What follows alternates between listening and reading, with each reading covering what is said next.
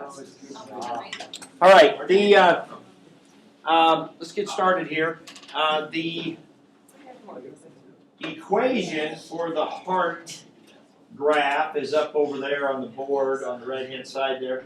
Plus or minus, the plus is the top half, and the minus is is kind of the bottom half. If you looking here on the calculator, this is not something I came up with. It was something, I don't know, at a conference or something I was at. Somebody showed. That's the top half of it, and then this one down here is the bottom half of it. So anyway. Yeah, and the different color, because whenever you graph them, they graph in different colors. And so what you can do is, if you go and you click on one section of it, and then it starts blinking, and then if you hit Control and Menu, which is like a right click, then you can. That does not work. Okay, I thought that's how I did it. Oh no, I think what I did is I'm sorry, I did that backwards. I hit Control Menu like a right click. No, that's not. How did I do that? Well, I think I did it here on the computer. I did a right click and then color came up as one of the choices. And so I could change the color. But how can you do that on your calculator? Just keep doing it over and over. Just keep doing it until you get red. Until you get red, I suppose. Maybe that'd be an option. I don't know. I'll play with that. We'll see. But anyway. So that was that graph I showed some of you yesterday. Okay, another thing I would like for you to do in your notes here is to jot this down, because this is part of your homework assignment as well. Is regarding the paper that we had talked about, the group paper that we're going to be doing. So there's a couple of things I want to take care of here at the beginning of class. First of all is maybe on kind of a half sheet of paper or a quarter sheet or whatever, just take out a sheet of paper, share it with somebody next to you. Yeah. I am recording, yes. And take out like a half sheet of paper, share with each other, whatever, and then I would like for you to write down the names of someone, several people in the class here that you would like or be willing to work with in a group. And if there's anybody that you absolutely don't want to work with, I suppose you could write that down too. But put your name on it, and then put down, 4 or 5 maybe other people. And if you want to prioritize it, the first couple that you list would be your first preference and whatever. And I'll try to honor those to a certain degree, and I will make groups. I will assign you to a group of probably 3 to 4 in a group, and that will be your group to write the paper. All right, and so while you're doing that, I'm going to go ahead and talk about a couple of things here. And then when you get that finished, you can just fold it up and pass it forward. But I'll probably talk to you some more tomorrow about the paper specifically and the requirements of kind of formatting and things like that, and how a math paper might differ from a 5-paragraph essay or something like that. So give you kind of a rubric that I'll use in the grading process, that kind of thing. I'll probably give you the problem assignment tomorrow towards the end of the period, so you can begin to read it and think about it a little bit. And then we'll probably use Thursday in class to work on that as a group.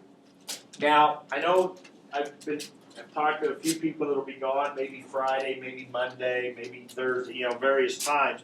So that's something you'll have to think about and organize within your groups. I'll try to tell your group assignment. Anybody that's going to be gone tomorrow? No.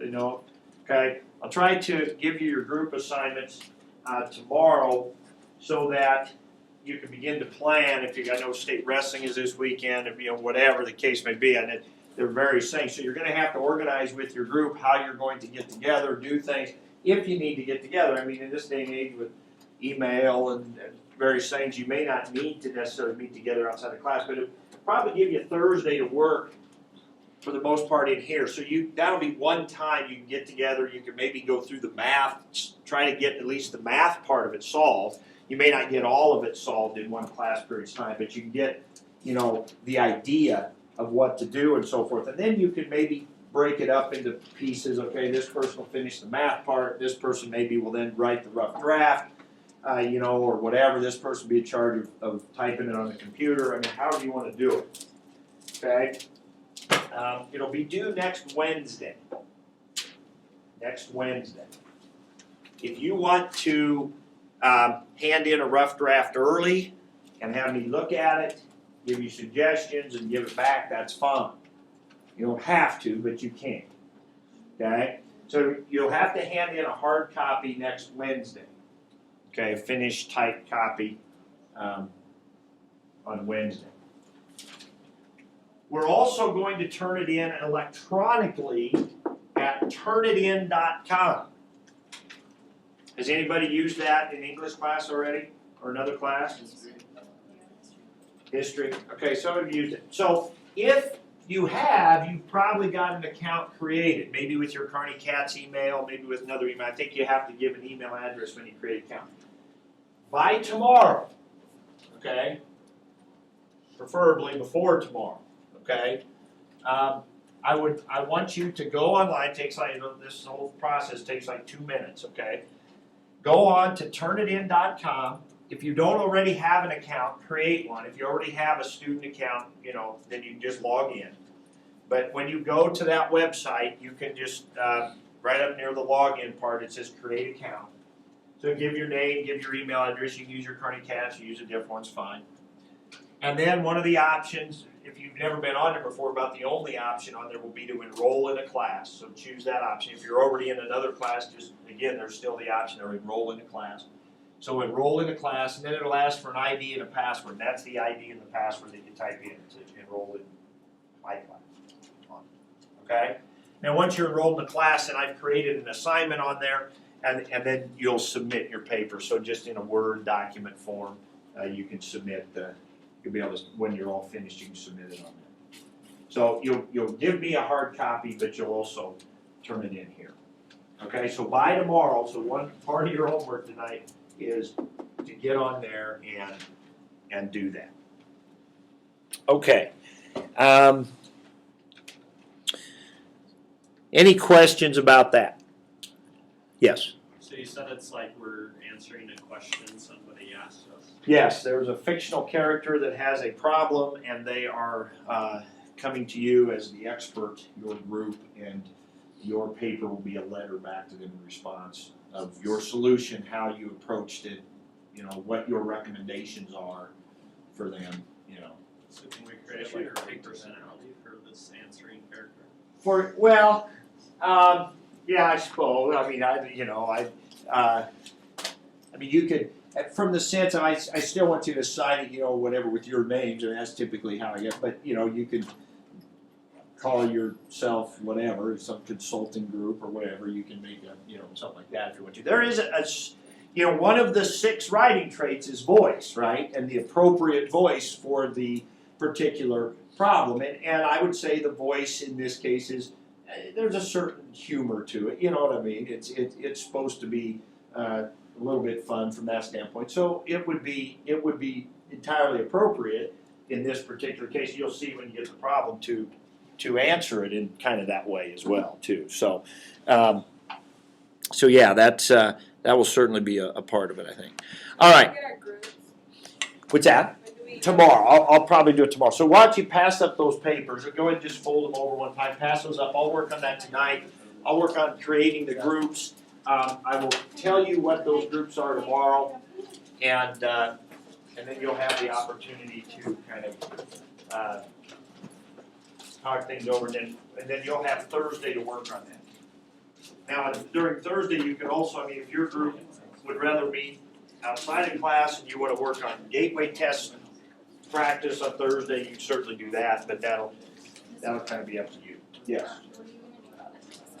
Well, that's a good question. When she coming back? I think she'll be back on Thursday. Okay, all right. but I'm sure you could probably figure out who's the most. I think so, probably. I think I can come up with something that would be reasonable. All right. So.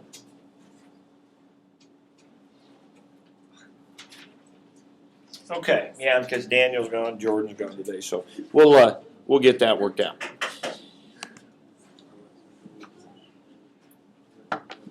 All right, let's take a look at your homework then on section 341. The idea, today we will work on this thing called substitution that we learned a little bit last Thursday and then a lot yesterday and now more today. On Wednesday, tomorrow, we'll learn a new technique, talk about a new technique that we use on problems that U substitution doesn't work on. There's a lot of different techniques. There's U substitution. There's one we're going to learn tomorrow called integration by parts. There's something called trigonometric substitution. There's something called the technique of partial fractions. There's a number of techniques of integration, of antiderivative. We're only going to get into the first two, substitution and then this thing called integration by parts. And so identifying which one to use is part of the process. Right now, the only one we have is U substitution. Other than just a basic antiderivative. It's possible I might give you one where you don't have to do a U substitution at all. It's just one of them right off of page 333, right? You just do it. I might give you this problem right here. We talk about in the gateway test how there's a few easy ones and then some kind of in the middle and then some on the harder end of the scale. Well, one of the problems might be, that, right? That's just a straight antiderivative. The 3 just hangs out there. What's the antiderivative of sine? Negative cosine, right? That'd be the trick there, making sure you get the negative on there. So negative 3 cosine x plus c. There really wouldn't be anything to do there. Also, you might get one where you have something like this. Okay? I might as well display this, make sure it's, tell me if it's working right. Weird. Okay? I just made it worse. So what about this one? Would you do U substitution on this one?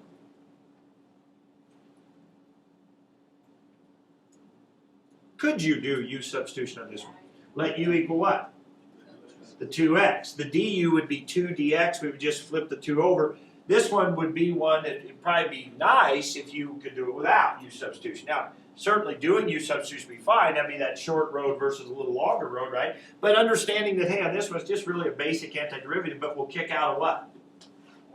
Though you'll kick out a 1/2, actually, when doing the antiderivative. So understanding that this one would just be negative 3/2 cosine x plus c and not having to do a U substitution is nice if you can recognize it. So those would be variations of just the basic antiderivatives that might be on there. Okay. Yes? Wouldn't it be 2x on the... Did I not have a 2x inside? Should have had a 2x still inside. Yes, I'm sorry. Yeah, so much for that being an easy one. There you go. Yes, it should have had a 2x on the inside. Okay, so any off of page 341 that you ran into that you'd like to look at? Chris had one right off the bat here that we might as well start with. Number 51. Number 51 says the antiderivative of tangent x dx. Now, obviously, your assignment today was a number of problems, 6 or 7 that I gave you, and then you were supposed to do 10 more on your own that you just picked. So some of you probably did not even try this one. Certainly looks like one that should be easy, but it's not because it's not on page 333. We don't have a rule for tangent, number one. Number two, yesterday we said, how do we know what to pick for U? Right? Now, what were some of the things we said? Let U be the inside. Let U be the bottom. Those are the two biggies, right? Let U be the inside of something, because it is chain rule, really, is what it is. Let U be the bottom is a big one we found out. And then the other one that I said really applies to all choices of U, and that is you hope that whatever you pick for U, when you do the du, which is the derivative, right, you hope that that is also setting right there in the problem, right? Except for maybe a constant, but the constant we can shift around, so we're not too worried about that. Right? That's the key thing here. You're looking for an inside or maybe a bottom, and once you pick the U, your du is also in there. Well, geez, what in the world do I have for a choice here for U?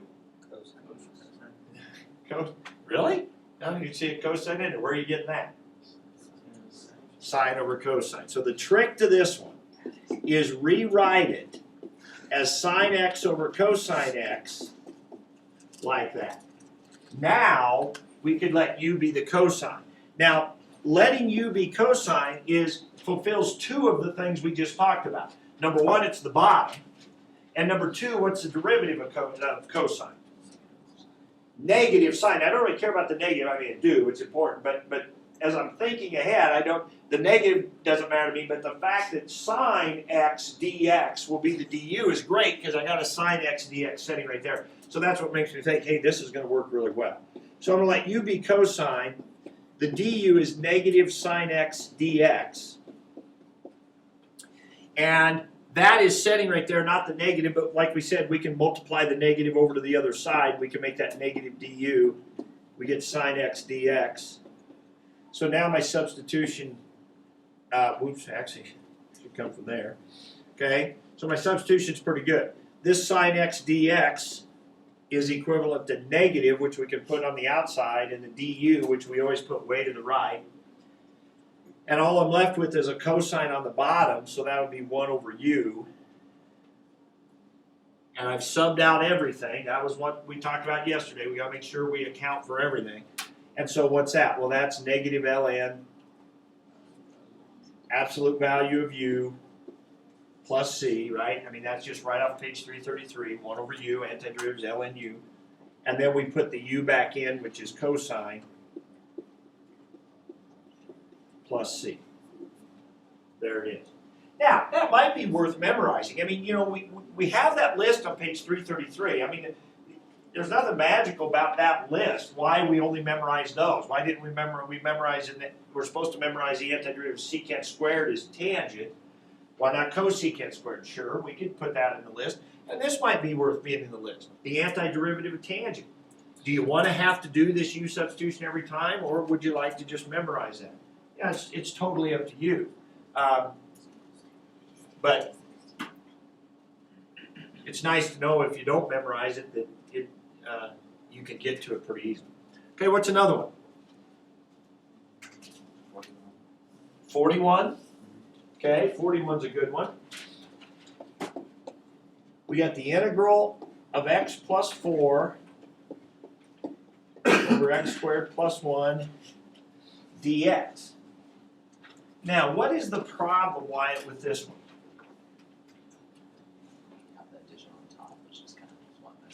The plus 4 in there causes some issues. Okay? Because what are my options here for u? Let u be the bottom, right? So if I let u be the bottom, I didn't write it down, but I'm just thinking ahead here. If I let u be the bottom, I'd get x squared plus 1. So the du would be 2x dx. I don't really care about the 2 because I could swing that over like I did the negative and make a 1/2 over there. But I might have an x dx. Now you look at this and you think, well, I don't really have an x dx. I have an x plus 4 dx. That's not the same as an x dx. I can't add 4 to both sides. I mean, that doesn't work. Okay? So that's not going to quite get it. What else would be an option? What else do you think of when you see x squared plus 1 on the bottom? Minus 1 x plus 1. No, that would be x squared minus 1. Arc tangent. Right? On page 333, arc tangent is 1 over x squared plus 1 or 1 plus x squared, right? But again, that x there kind of bothers me. Okay? So before we get into it, I want to think about a couple of things here. So what we've just looked at is if this would have been just a plain x on top, right? If it had been that, we'd have been in pretty good shape, right? We'd have done what you guys said a minute ago. We'd have let u be the bottom. We'd have got a 2x dx for du, which would have helped take care of this up here. We'd have been in pretty good shape. Okay?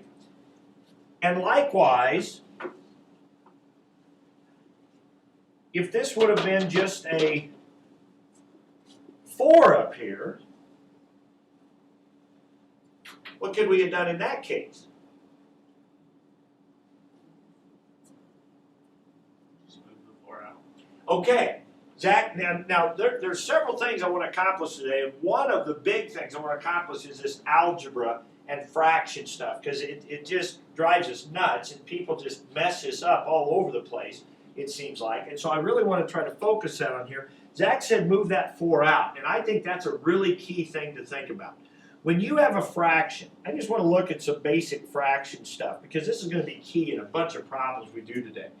If I have a fraction 4/5, one of the things I could do, we don't normally think of this, but algebraically it's perfectly fine to take a 4 out in front. And wouldn't that be 4 times 1/5 then? Isn't that the same as 4/5? So I take that 4 off of the 4/5, and it's just a plain 4, and then leaving me with a 1/5.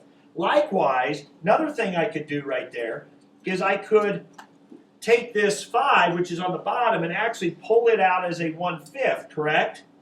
And kind of take a 1/5, leaving the 4 all by itself. That's 4/1. We'd use it right there. I can do that, right? Okay.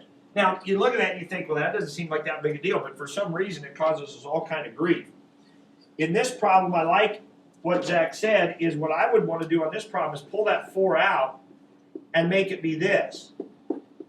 Because now all of a sudden that looks like what? Arctangent. And so what you end up with is 4 arctangent. Okay?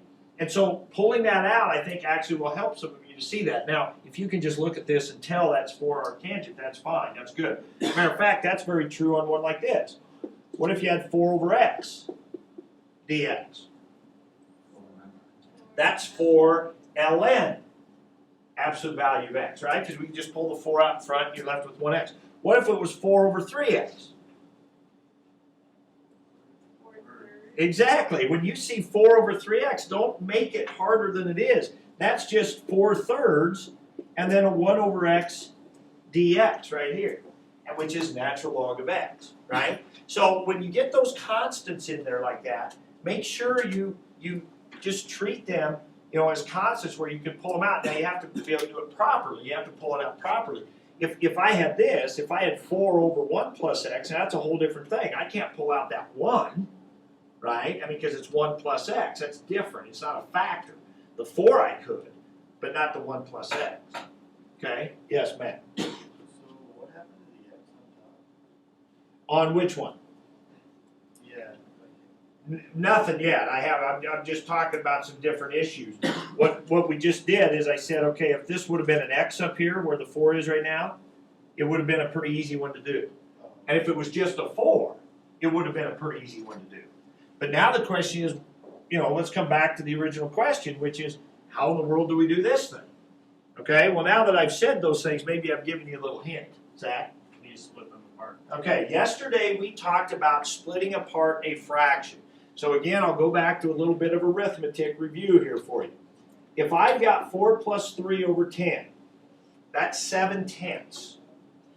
That can be split into 4/10 plus 3/10. What we said yesterday is if you have a single denominator, you can split apart the numerator. Okay? So that's perfectly legal to do.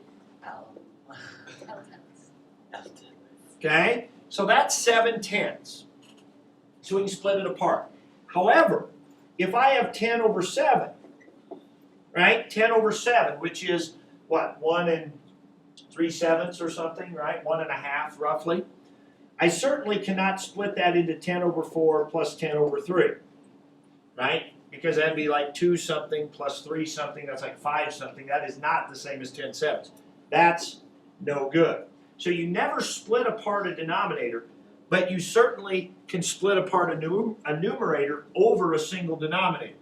So that's what we have in this case. And I've done so many of these, and hopefully through experience and practice, you guys will get to this point as well, that as soon as I saw that x plus 4 there, one of the first things I thought might be in play here is to split this apart. Okay, now there's other factors that make this the thing to do, as we'll see in a problem I might want to do later on.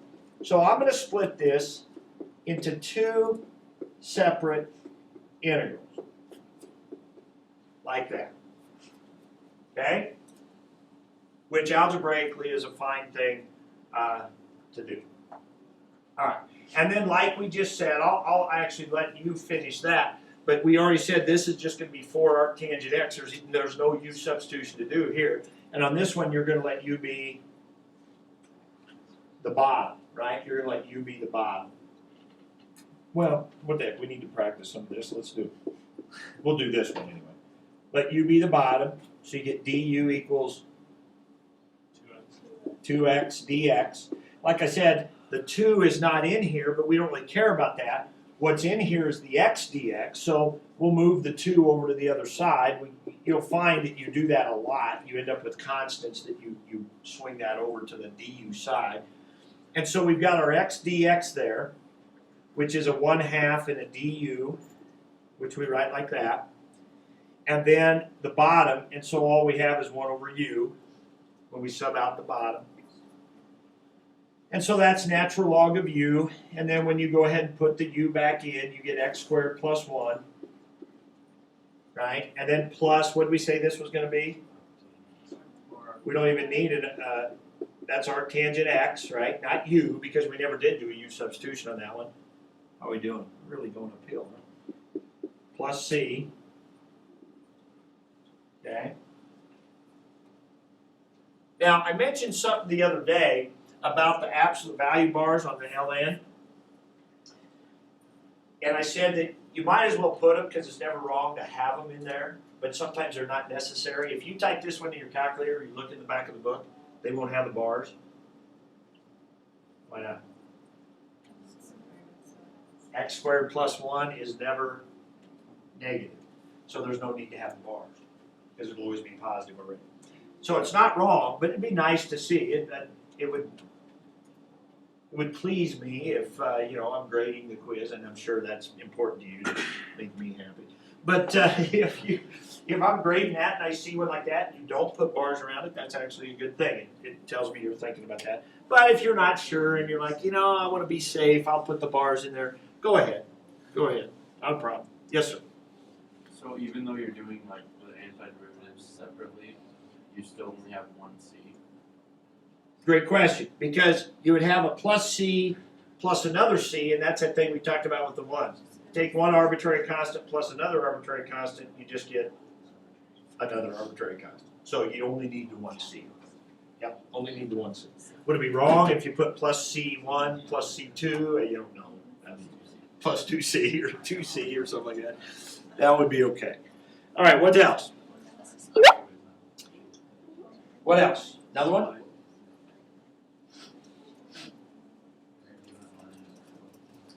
Oh, come on. There wasn't anything you ran into difficulty on? Maybe you just picked out all the easy ones.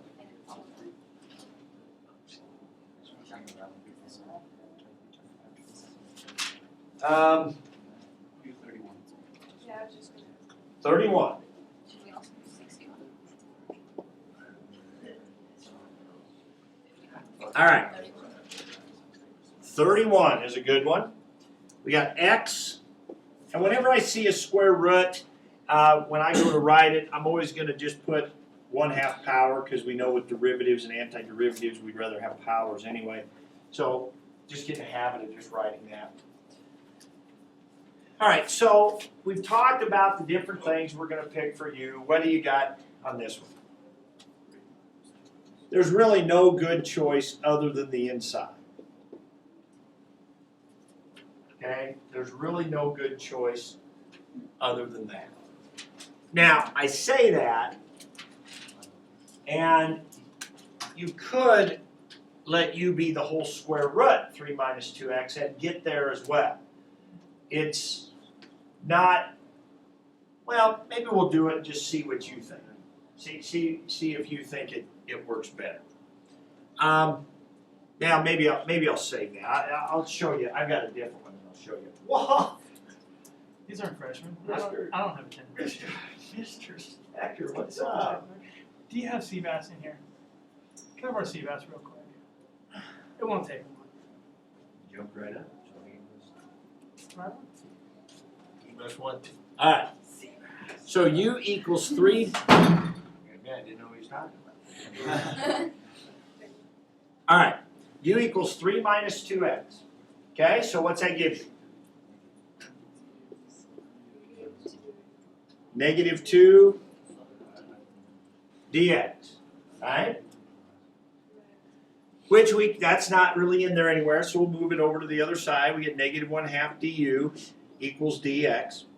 Okay, so when I go to start substituting things out, this is going to be what?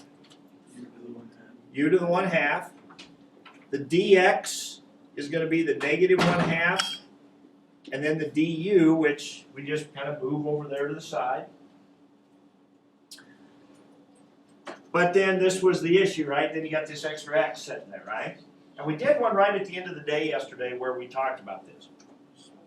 Yeah, whenever you have an extra x sitting around, or if you're planning out a problem and you say, oh, hey, I'm going to let u be this, and then you start thinking ahead a little bit, which you should. Okay, then the du will be this, and then you say, yeah, but geez, I got that x. Well, anytime you have an extra x, or an extra x squared sometimes even, it's not that big a deal. A lot of times you can handle that by doing what we said earlier, which was solve for x. So I'm going to go ahead and solve for x. Now in this one, I'll get u minus 3 divided by negative 2, right? That's what x will be. Now, you know I don't like to write divide. Usually I would write a negative 1/2 out in front, but a lot of you end up writing it this way anyway. So I'm going to go ahead and do that. So that would go in there to replace that x. Now, first of all, this is why I did that thing I did a minute ago with the 4/5. Okay? I've got this, and I've got this, and I've got this, and I've got this, all kind of multiplied together. What can I do with this negative 2 that's down there? Pull it out as, what is it really? It's really a negative 1/2 because it's down there at the bottom, right? So I can take that negative 2 and I can pull that outside. It'll save me a lot of grief if I do that. Pull that outside as a negative 1/2, which makes that what out in front? 1/4. And then I've got that u to the 1/2 times a u minus 3, and then a du, and then that makes it much nicer looking. Okay? Now, you look at this, and you look at the original, you say, I haven't really changed much. But actually we have. What advantage do we have here that we didn't have up here? So what can we do to this one? Distribute. See, and think about what we did. Yesterday we did a problem where we had a bunch of stuff on the bottom, and we let u be the bottom. What that did for us was give us a single denominator. And of course we now know with a single denominator we can split it apart. Well, what we've done here is our original problem had a bunch of stuff to a power. Right? Bunch of stuff to a power. And unfortunately you can't distribute a power. Right? There was just and we couldn't distribute this x through because of that power. But by letting u be the inside, we ended up with this to the power. We ended up with a single thing to the power, and then the bunch of stuff is to the first power we can now distribute.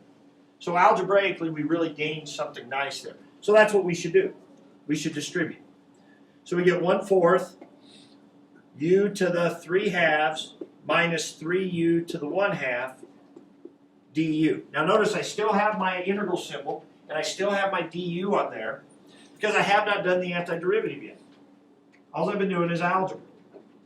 Now I'm ready to do the antiderivative. Now this is important to go through because some of you are going to miss, you're going to use your 2 that you're allowed to miss on fraction mistakes instead of calculus mistakes. But as long as you only miss 2, that's good. So what do we got? We're going to raise this up to 5/2. Divide by 5/2 is, but don't forget the 1/4. So we're going to have, I'm going to go ahead and write it. We'll have 1/4 times 2/5 u to the 5/2 minus.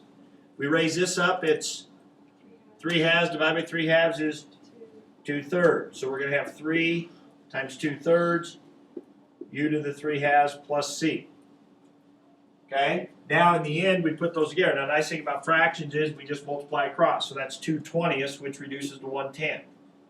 U to the 5/2 minus, there the 3's cancel, we just get 2 u to the 3/2 plus c. And then I won't write it, but now you go ahead and put your u back in, your 3 minus 2x, And you go from there. What did I do wrong? Don't you have to distribute the 1/4? Thank you. Yes.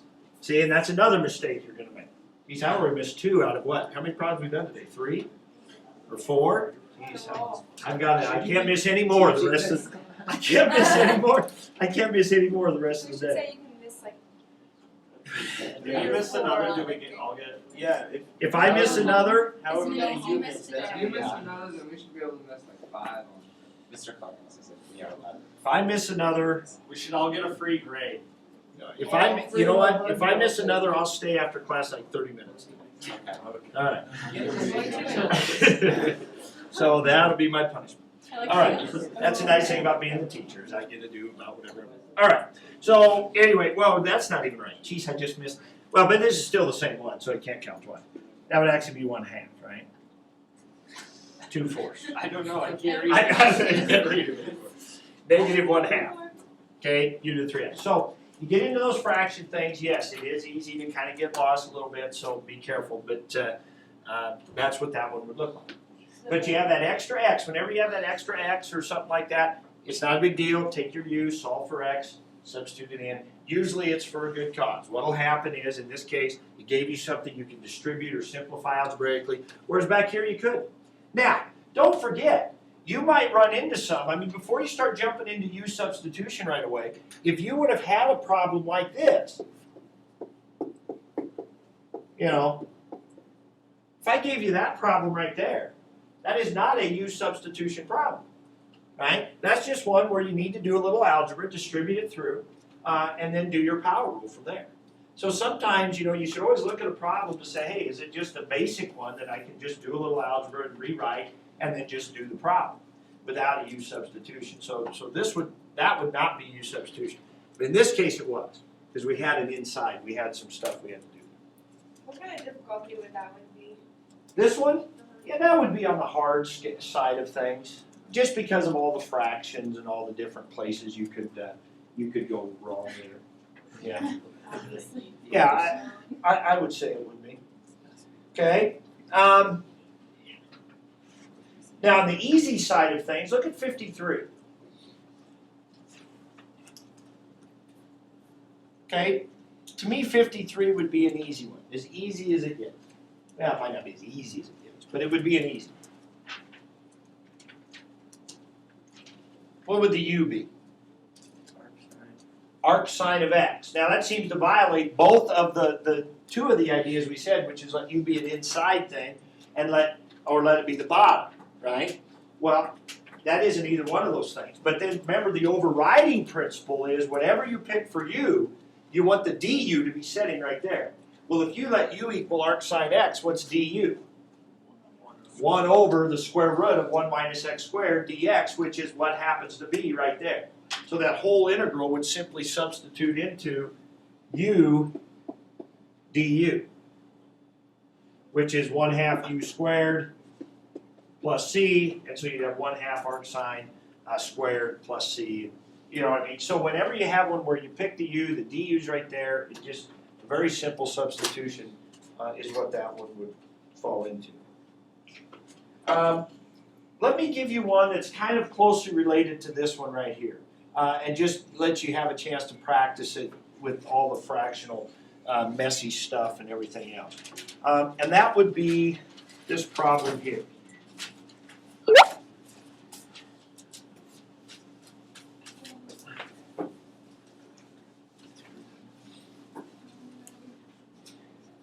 All right.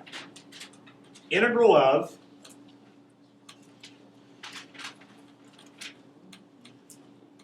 x over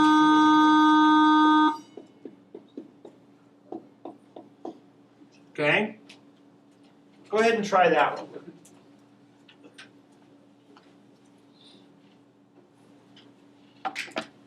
Go ahead and try that one.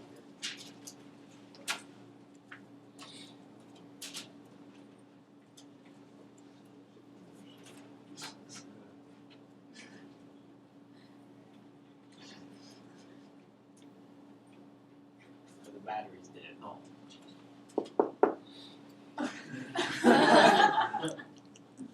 We're just fine.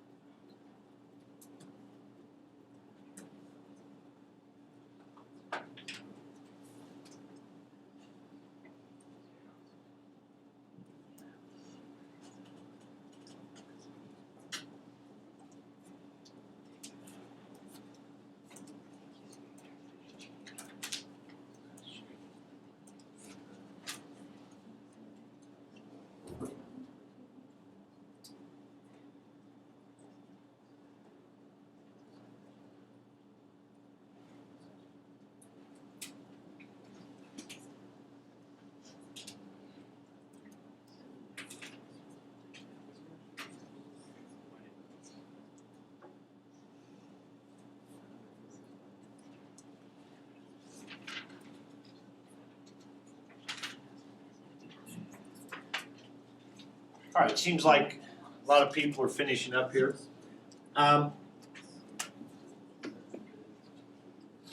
What did you pick? What did you pick for the U? 1/2 x squared. Say that again. 1/2 x squared. 1/2 x squared. 1/2 x squared. Did it get you anywhere? So I got an answer. Well, there are multiple forks in the road. This would be an interesting one to try. This one's gonna get it. This one might dump it, dump it right in the river. But let's see what happens. Okay? What happened after that? Well, I did the derivative, got x dx. Right? Took out dx dx. Because you were thinking ahead. One of the things I talked about is whatever you pick for u, you want the du to be setting there, right? So when I substitute this out, that will be du. Okay? Now I need to take care of that. What'd you do with that? I think I did that wrong, but What do you mean? oh wait, never mind. I looked it up top. Or no, I didn't. Yeah, I did. I did 2x plus 3 to negative 1/2 And put that where? on top. In this? Yeah. In here?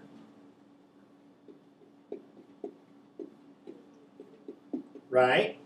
And then just did the power rule. Okay, now unfortunately this is still x's and this is u's and you, Yeah, I had solved for u, so it's square root of 2u. okay, so if I multiply 2 over here and then do the square root of that, I get x. So then you put that After that, we're at in here, okay? So this would be 2 times the square root of 2u plus 3 all to the negative 1/2 du. So now you've at least got all u's. And then what? So the divided by 1/2 and then added 1. Say that again now. Divided by 1/2 power rule. Oh, the pi. Now we can't do the power rule here because we've got a variable, a quantity raised to a power, a bunch of stuff raised to a power. In other words, that'd be like saying if I've got 2x squared plus 3x all to the 1/2, that I can just do a power rule. We can't do that. We can do x to the 1/2, right, or u to the 1/2, but we can't do a bunch of stuff to the 1 half. Because unfortunately when we do the derivative, that won't get us there. But you know what, I wanted to do that because I said yesterday, you're going to go down some wrong roads, right? And you got to kind of know what it looks like. You know, at what point do you know that, hey, this is the wrong road, I better turn around? And what happens is you get to something where you can't then do an antiderivative, right? Now you may try to, and it, you know, in this case, we tried to power something, but it had some stuff in there. We just can't do that. Okay, so his thought of u is really good as far as bringing up a point here. I said that the u you pick, you're hoping the du is setting right there. Okay, which in this case, that's what he was kind of going for. He was trying to make the x dx here. That's an important thing to do, but it's not more important than also having the u be in there. That's where we ran into trouble. You want to pick u to be something that's in there, and also have the du be something that's in there, if you can. Okay, and that's where that one kind of ended up falling apart. Okay, so, but it's always kind of nice to try something maybe that's a little out of the ordinary. That's actually why something I wanted to show you on this problem. Now, most of you, I think, were saying, what did you pick for u? 2x plus 3. Okay, the du is 2 dx. We can move the 2 over to the other side, and we just get dx. Now, as Chris is alluding to, we got an extra x sitting up there, right? But that's much like, we handle that much like we did the problem a minute ago. So the dx will come out as a 1/2 du. The bottom is going to be u to the 1/2. And then how are we going to get rid of that x? We're going to solve for x. So we got u minus 3 divided by 2 would be our x. Now again, that 2 on the bottom, I can do what with that? Bring it out as a 1/2. I've already got a 1/2 there. So I'm going to make that a 1/4. And then this would be a u minus 3 on top. Right? Everybody see how that worked? So the x was replaced with the u minus 3. The 1/2 came out in front. Now, what can we do with that? Now we can split it. We could not do that before. There was nothing to split. But in this case, we can now split it. So we're going to have this 1/4 out here. Now, what's u over u to the 1/2? Subtract the powers. That's going to be u to the 1/2. Minus, and what's 3 over u to the 1/2? 3u to the negative 1/2. Right? And then du. And now we have two terms, separate terms that we can now do our power on. Looks very much like the one we just did a minute ago. So this one will be 3/2 divided by 3/2 is 2/3. So I got a 1/4, I got a 2/3, I get u to the 3/2. Minus, I got a 1/4, so you thought I was going to forget that. Times 3, raise that up to a 1/2, divide by a 1/2, it'd be a 2. U to the 1/2 plus c. Okay? We end up with 2/12, which would be 1/6 u to the 3/2 minus 6/4 is 3/2 u to the 1/2 plus c. Okay? And then, well, don't circle that. You've got to go back to x's. Yeah, on the gateway test, if you stop here with u's, you'll miss it. You've got to go back to x's. Zero. You see, right? Yeah, you. I didn't Now, plug in any of these. I would say something, or I might remind you, just like with the plus c's. Forget the plus c's, now you count wrong. But I might remind you, hey, plus c's, don't forget. And I might also remind you, hey, make sure your answers are all x's and not in terms of u's. All right, let's take a look at a different possibility, though. All right, in the blue over here. Okay. In the blue over here, I'm going to try to let you be the entire bottom. Now, normally I wouldn't do this when you've got a power, a bunch of stuff to a power on the bottom, because what happens is a du gets real messy. When you do the derivative, if you've got a whole bunch of stuff raised to, say, the third, well, then you got to bring down the 3, leave the inside alone, and then also multiply by the derivative of the inside. So the du gets really messy. So it's not usually a very good idea. But square root is a special case. Square root is a special case because, of course, this we know is 1/2 power here. So when I do the derivative, I bring down the 1/2, especially square root with just a constant inside of it, the derivative inside, because all we're going to have to kick out is a 2 here when we do this. So I got 1/2 2x plus 3 to the negative 1/2 times a 2 and then a dx. Now look what happens. The 2 cancels a 2. This du would rewrite as 1 over the square root of 2x plus 3 dx. You see what just happened there? So when I go to make my substitution over here, this takes care of all of that, right? And we end up with just du there. And then what about my x? Well, I go ahead and solve this for x. So I got to square both sides. I get u squared. Then I got to subtract 3. Then I got to divide by 2. Well, that's okay, but divided by 2, what's that going to be? That'll just be a 1/2 out in front, and I'll end up with u squared minus 3 is all I have in there. So what I've avoided is all those fractional powers that we ended up having to do over here on this side. Because now I'm ready to do my antiderivative. Well, I'll have a 1/2. I raise that up to a 3, divide by 3, so that'd be a 1/3 u cubed minus, this would be just 3u with the 1/2 in front of it, and then plus c. Well, if you look what I get 1/6 u cubed minus 3/2 u plus c. And then if you look, though, but my u is to the 1/2 power. So if you compare that to the answer we got right here, okay, I'll have 1/6 2x plus 3 to the 1/2 all to the third. Well, what's the 1/2 to the third? That's to the 3/2 power, same thing. And on this one, I'll have u to the 1/2, which is what I have there. So I end up with exactly the same thing. But you didn't have all those fractional powers, so maybe you like that better. That's a possibility. So if again, not a big deal. It's up to you whether that's worth remembering that when you have a square root in the bottom, you can actually let u be that whole square root, because the du of a square root always ends up with a square root on the bottom.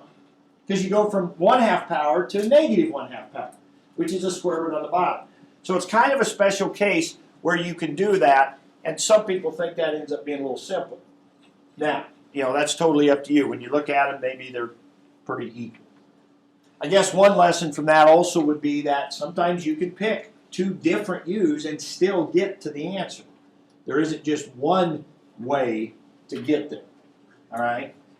But most of the time, that's not true. Most of the time, there's one pretty obvious choice for the u. Okay, well, if you don't have any others, if you've got one you want to talk about individually, we can sure do that. So let's take a look at your homework. I want to give you some work time here today. So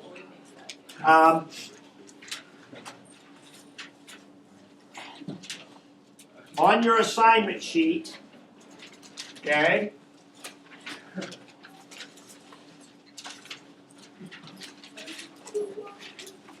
right below the boldface where we talked about today, okay, it talks about LH.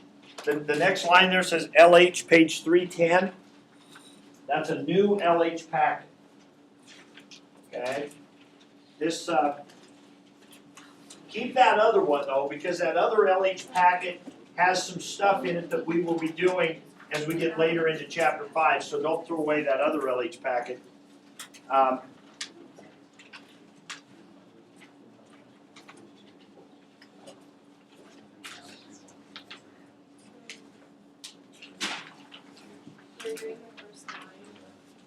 All right, yeah, so it's going to look like this.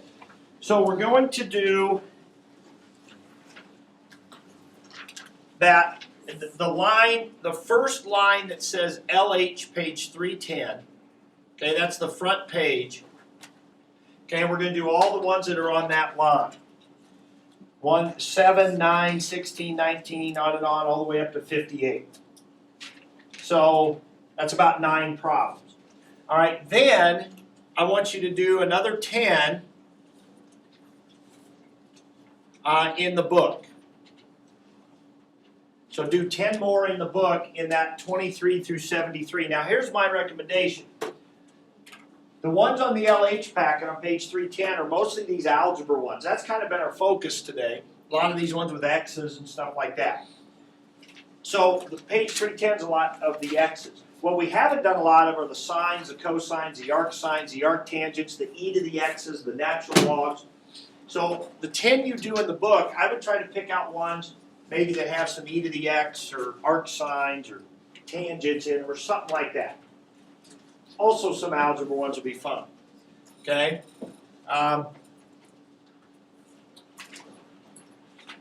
So I would go on those. Right now, if you do that many, that's pretty good.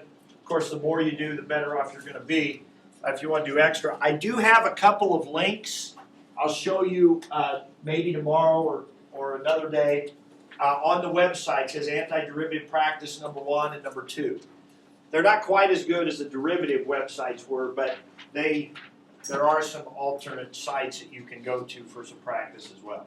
So if you look on our website, look on my class website on kearneycats.com, that's there. But for now, if you do these, that'd be pretty good. Also, there's a couple of 58 is a definite integral. Don't forget to do some of those. On the back in our book, if you get up to like 69, 70, 71, 72, 73, those are definite integrals. Should do a couple of those too. Okay, 58 on LH 310 is one. Maybe pick another one out of the book to do too. That's the f of b minus f of a. Because you will have one or two of those on the gateway where you have to do a definite integral and get the final number answer. Okay, so try that as well. All right, go ahead and work on that. Tomorrow we'll talk about the paper a little more. We'll learn another technique